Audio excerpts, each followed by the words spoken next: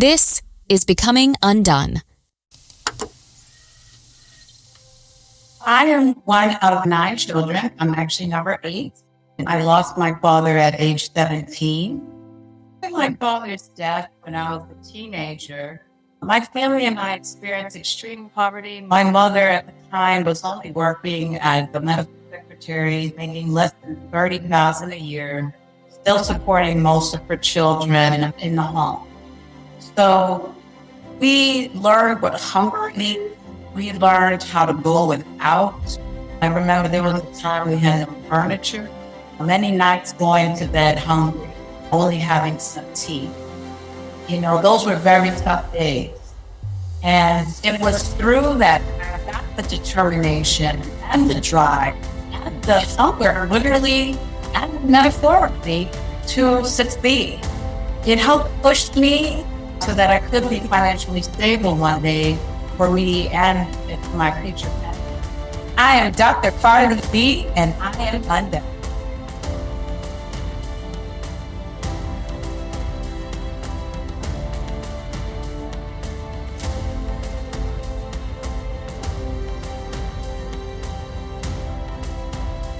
Hey friend, I'm glad you're here. Welcome to yet another episode of Becoming UnDone, the podcast where we examine the art of transforming unfinished goals into unstoppable growth, one inspiring story at a time. I'm Toby Brooks, a speaker, an author, professor, and a forever student. I spent much of the last 2 decades working as an athletic trainer and a strength coach in the professional, collegiate, high school sports settings.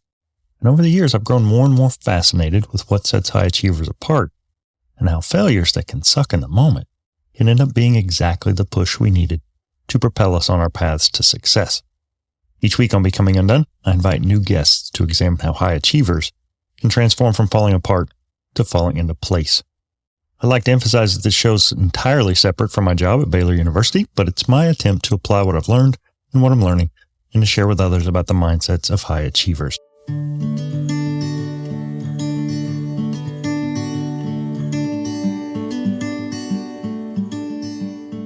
This week is a bit of humble pie for me, but I hope you'll forgive me. They say in podcasting and YouTubing as well, your first real episodes don't begin until after you've published at least 100, and I can see the wisdom in that. I've learned 1,000 things that I shouldn't do along the way here, and if you go back and listen to some of my older episodes, you'll probably hear them. But that doesn't mean that things don't still go wrong from time to time. Take this episode, for instance. Dr. Carly Dillard is an accomplished educator with a terminal degree in nursing, and her show, Pink Table Talk, is a kindred spirit of sorts to my show, where she brings on guests with inspiring stories to tell their tales. One of 9 children, she lost her father while she was in high school, but Dr. D found a way to overcome poverty and grief to become a successful first-generation college student and eventually a nurse. Things didn't just automatically get easier for her over time.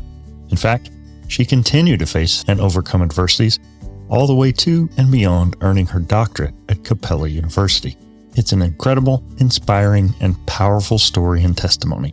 Problem is, the audio in our interview just doesn't do it justice. A mic issue led to an audio nightmare, and I did my best and I learned some new skills along the way, but rest assured, what you are about to hear is the best I'm able to do. And you know, I'm trying to heed my own advice here, because as I've often told my students, if you gave your best, then it's always enough. Audio issues aside, I hope you'll enjoy my conversation with Dr. Carly Dillard in episode 102, Testimony. Joining me this week is Dr. Carly Dillard. Dr. Dillard is a clinical assistant professor at Baylor and the host of Pink Table Talk. She holds a DMP from Capella University and a BSN from Elmira College. Thanks for joining us tonight, Dr. D. Thank you, Dr. Brooks. I'm so happy to be here.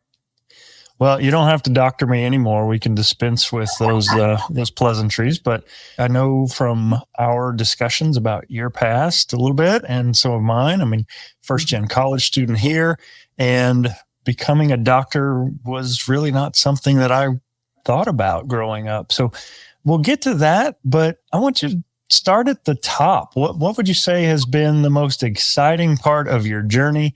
And tell us where you've won, I guess I would say. I think for me, the most exciting part of my journey had been achieving my doctorate as being a mother to 2 children. When I started my doctorate, I had a 4-month-old baby. Soon after, into the doctorate program, I found myself pregnant with baby two. And so at one point, I had 2 children under 2, working on a doctorate and working multiple jobs. So for me, the highlight has been graduating, having my girls see me go through that process, and seeing that their mom was actually doing something.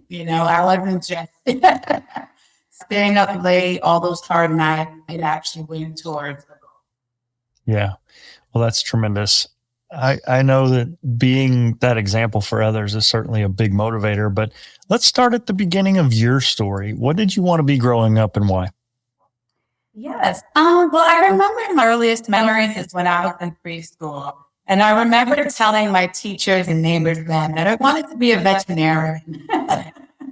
So after a few years of always telling people I wanted to be a veterinarian and working with animals, soon that dream became me wanting to be a doctor.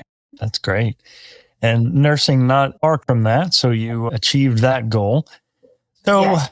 With early dreams of being a doctor, how does that start to unfold in your life? Well, I am one of 9 children. I'm actually number 8. So growing up in a huge family, we're always taking care of each other. Me being a more empathetic, caretaker type, nurturing type, I was always helping taking care of my brothers and sisters, or my father, who was also sickly as I was growing up. So it was just nature to me. I loved helping others. I would bring them soup when they were in bed, check temperatures. I was always the one nursing the family.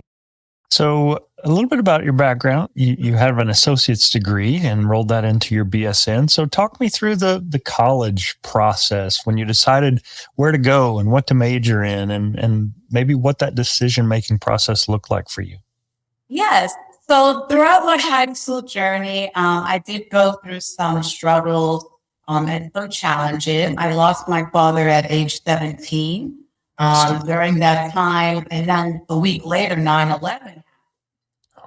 So I went through kind of a really rough path dealing with early depression and anxiety. So at that time, I didn't want to go back to school, and I struggled with going back to finish high school. So after talking with one of my guidance counselors, Mr. Green, I'll never forget him, he gave me just a really straight talk and said, you have to get over your mourning and you have to get back to work. And he told me my father would be proud of me to go back to school and to finish getting my high school diploma. So I worked really hard for the next year and a half to finish high school. When I finished high school, at the time I was looking for what would be the easiest way to get a job. And so there was some seniors who had graduated the year before. They came back to do like a talk with us high schoolers. And they were talking about nursing. And they're like, nursing right now is really popular. A lot of people are going into the field. You're guaranteed a great career, making great money. And I said, you know what? This sounds great because I love taking care of people. I love helping others. And it would be a really good program to get into where I know I can have job security and have a career right after graduation. So I decided to get the 2-year nursing degree. However, what I found out was everybody was also thinking the same thing. So at the time when I started applying for the nursing program at those 2-year schools, everybody else was too. So my mother, who previously started nursing school at Capella University in the 70s, she said, do your prerequisites first. So I utilized my 2 years at Hopkins Portland to get all my prereqs done, all my sciences and my liberal arts studies, and then move on into the 4-year program with Elmira College. And I don't know about you, you're a remote faculty at Baylor, but we met at an on-campus new faculty orientation. And when I walk around Baylor, it's a complicated set of emotions for me. And I say that because I was a first-generation college student. I started at a community college, which felt, for me, I won't speak for anyone else, but it felt like 13th and 14th grade for me. I needed it at the time. I wasn't ready to come to a Baylor or to a massive state school. But when I first got to campus and walked around, private school, gorgeous campus, the imposter syndrome was real for me, and really feeling just that sensation that 18-year-old me would have no place here. Why on earth would whatever-year-old me have a place now? So talk me through that process for you, and how that upbringing and starting off in a community college factors into the way you practice and teach today. Yes, so I have to agree. For me, my high school education, I felt was sort of rushed. I felt that going to high school in New York City, I didn't get a good quality education as I would have loved to see. Just from hearing other people that I knew who grew up in like suburbs or come from, private schools, they got such a thorough education. I mean, there was books and authors and people I never heard about. So for me, those 2 years in community college was really exactly what I needed. I had needed to brush up on my math. I needed to learn things like literature. I needed to learn how to write well, which I didn't know at the time would eventually become something I do a whole lot, especially when I did the doctorate. So for me, it was a good grace period. It was like a preparatory. And it really did prepare me to go to a school like Elmira College. I was able to get into extracurricular activities, student government there at the community college, really be able to join different clubs, things I didn't have the opportunity to do in my high school. So I actually was able to really grow when I wrote my essay and they saw all the activities that I was in my GPA. They said, yeah, this is exactly what we're looking for. Whereas 2 years before that, coming out of school, I didn't have. So it really benefited me. Yeah, I couldn't agree more. I know that it isn't necessarily the fastest path. It may be the most cost effective, but for me, I just can't praise that community college path enough. I needed it. And I'm in a way jealous of kids who can come straight out of high school and land on their feet at a place like this, but that wasn't my story. So kudos to you for pursuing by whichever path you felt was best. So at what point does getting your bachelor's and then eventually your doctorate come into the equation? Did you know while you were doing that bachelor's degree that you were eventually going to get your doctorate, or were you really focused more on patient care at that point? I was focused on just becoming a nurse. My passion had always been to land a job in a hospital where I could really help others. It's truly a calling and a passion of mine. I felt that it just made sense where I could put my passion in something that I love doing, which is caring for others, especially during a time of need, and applying science. I do love science. I do love learning. A lot of people think nurses are the doctor's handmaiden. No, we are actually nurse scientists and nurse researchers because we actually apply scientific knowledge that we learn at the bedside. And so I always knew that, I was just so excited to get through the nursing school. And as you have talked to any other nurses, nursing school in itself is quite and I know all my days studying, all the hours, studying groups, we missed out on everything. Everybody talks about their wild college days. My time of fun was in the library. We were always in the library, me and my friends, all of our nursing friends, and you always see the same nursing students there. Right. Always there. Yeah. When we first connected, I mentioned the show and then the premise behind my show, and you likewise shared yours, and thankful for the opportunity to have been on yours. So thanks a ton. But you had mentioned that there was an aspect of your past that fit the show and how sometimes things fall apart before they come together. What was the low point for you, and what do you feel like it taught you that maybe a mountaintop experience couldn't have? Yeah. So after my father's death when I was a teenager, my family and I experienced extreme poverty. My mother at the time was only working as a medical secretary, making less than $30,000 a year, still supporting most of her children in the home. So we learned what hunger means. We learned how to go without. I remember there was a time we had no furniture. Many nights going to bed hungry, only having some tea. Those were very tough days. And it was through that I got the determination and the drive and the hunger, literally and metaphorically, to succeed.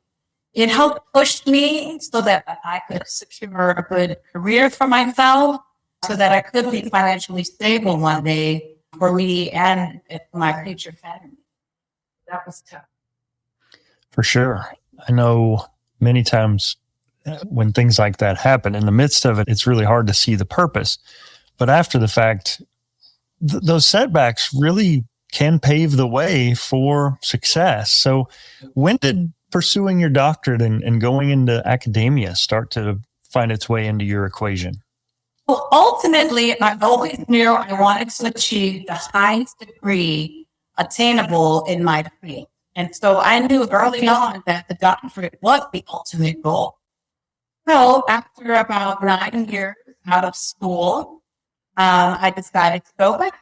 And so I did a dual program, which was a master's and doctorate program through Capella University. And when I started and applied for the program, life was great. I was in a great and wonderful relationship at the time. Then I found the news that I was expecting my first child. And I was like, okay, everything is wonderful. However, soon after that, I found myself in a situation where I was in an abusive situation. I am a survivor of domestic violence, narcissistic abuse, and sexual assault.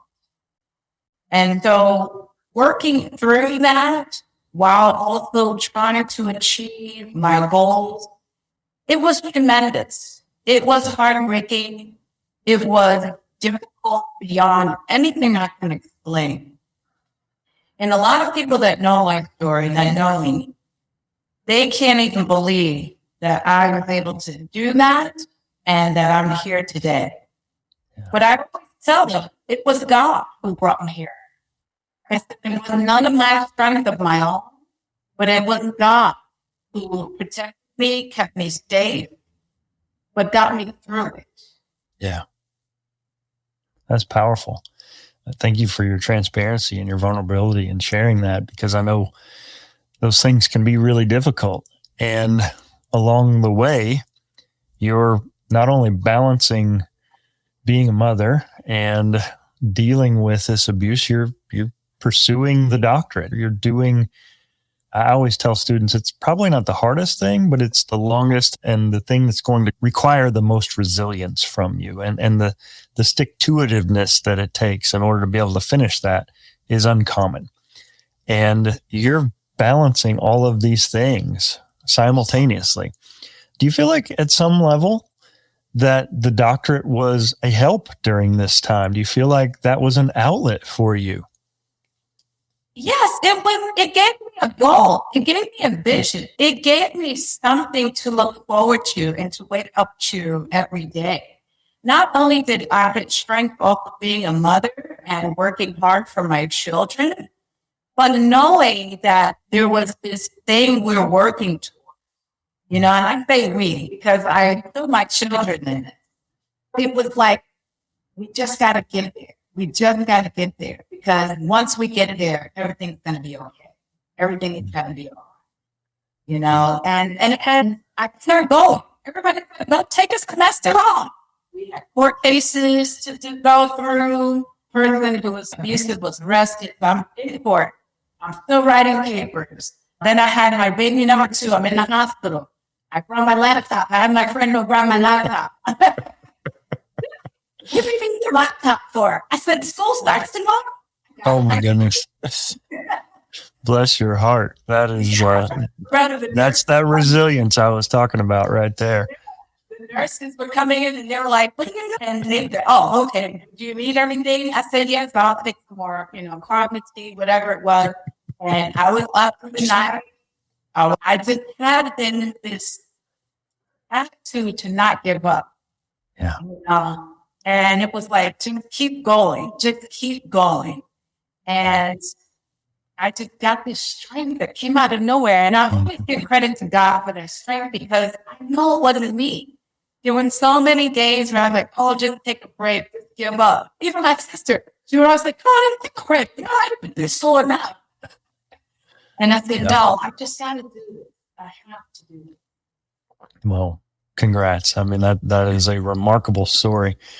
And I don't know about you, but teaching for healthcare providers, I feel like it's different than our colleagues in the arts and sciences or in the humanities. I really feel like those folks have the advantage because they've trained for that and then they teach it.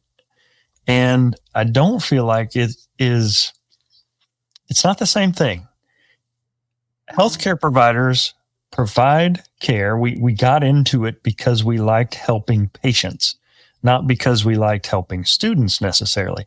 And don't get me wrong, that can be a tremendously gratifying thing. But those are two different experiences. And for a lot of us, our identity gets wrapped up in patient care and being a member of the healthcare delivery team. So when you make this pivot into higher ed and becoming a faculty member, that necessarily means you're not practicing as a nurse like you did before. Did you feel like there was part of your identity wrapped up in patient care? And if so, what was that transition period like for you? Well, one of the pillars of nursing is education. We do a lot of patient education. So early on, we were taught principles on how to teach others for their educational level and teach people who had lower education or no education, people of different languages. Teaching is intertwined in nursing from day one. So for me, it just came natural. And I remember even just hosting maybe even study groups where we would teach each other back the information. And I remember one professor told me, she said, you're a national teacher. And so for me, it always left an impression on me. And I always said, not to myself, she thinks I have potential as a teacher someday. So I always knew eventually I would love to teach. And as a nurse at the bedside, I found myself always talking to nursing students. They would always say, oh, she's a party today. She loves to teach the nursing students. I even taught the volunteers. I had a volunteer who was a high schooler in nursing school and who was going to apply to nursing school. And by the time she finished her volunteer, she was helping with patients and doing all things that were outside of her job description. Right. That's funny. Well, that teaching spirit eventually bubbled to the surface. So talk to us a little bit about what your days look like today. You're not only teaching, but you're also a podcaster. So maybe talk to us a little bit about how those two things fit together and how they became part of who you are in 2024. Yes. So for me, teaching today, I do it online and I do in person with clinical rotation.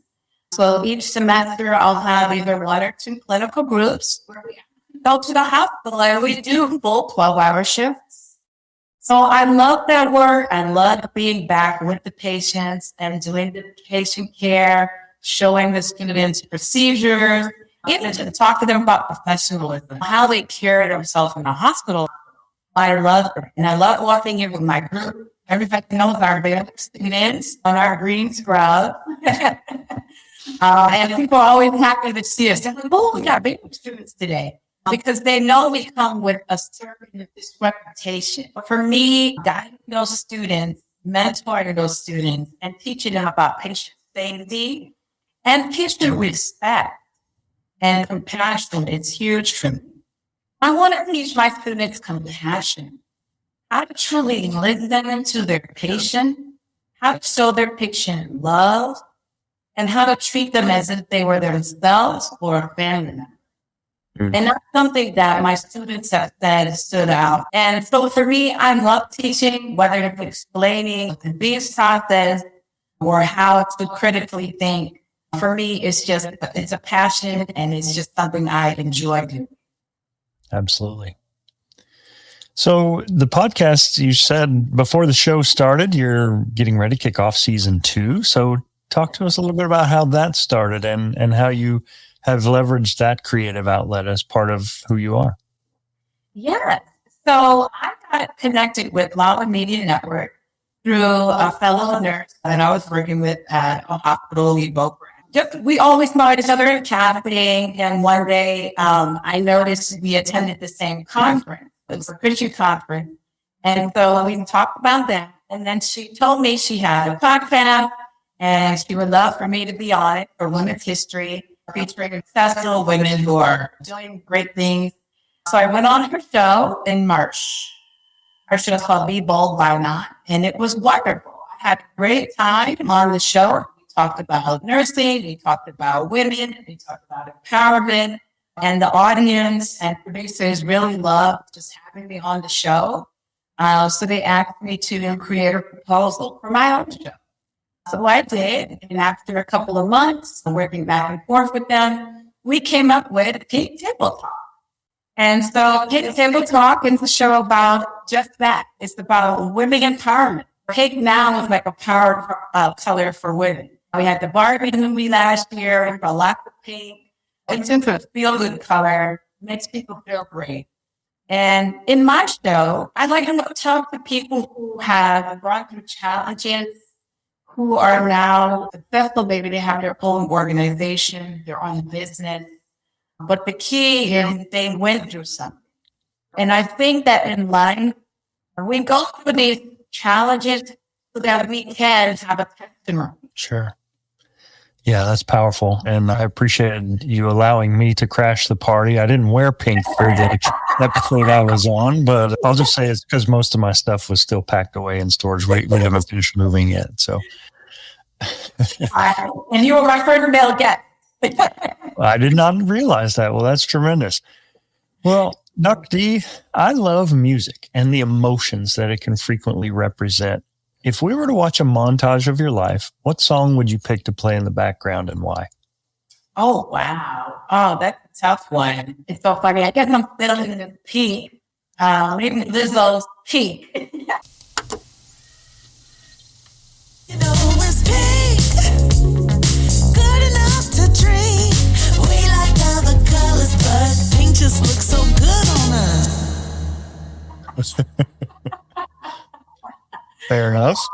Yeah, it's in the bubbly, upbeat song, and it's just about feeling good, feeling energized, basically. And I feel like the inside of my head is pink, you know. Well, I certainly understand. I know the set for the show definitely reflects that. If I recall, you are living proof of you're a walking, talking example of the idea behind your show for sure. Well, if folks want to connect and they want to follow you, what are the links I can provide, or where can I point them?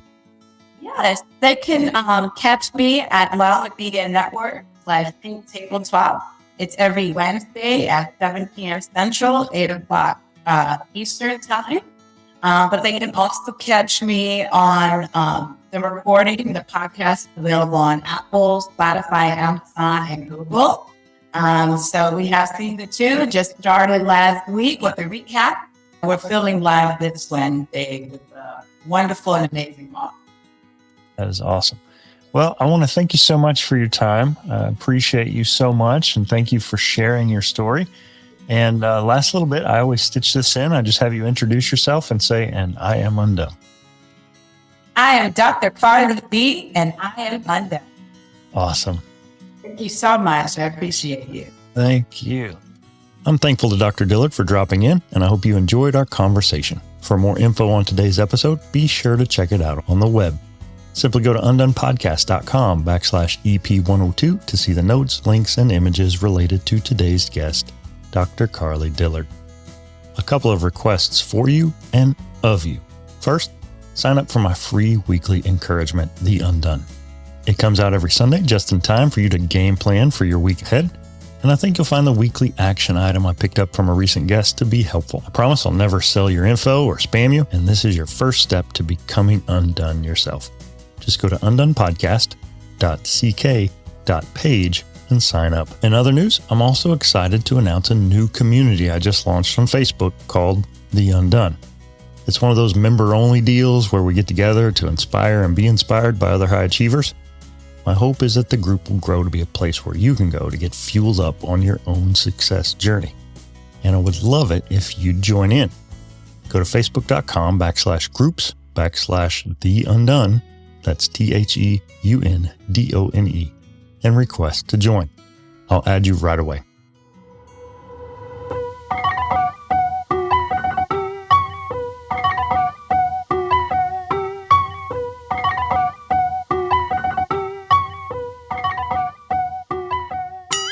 Coming up next time, I'm still working on locking down my next guest, but I have several in the works. Surgeon, inventor, influencer, wife, and mom, Dr. Brittany Bankhead is on deck.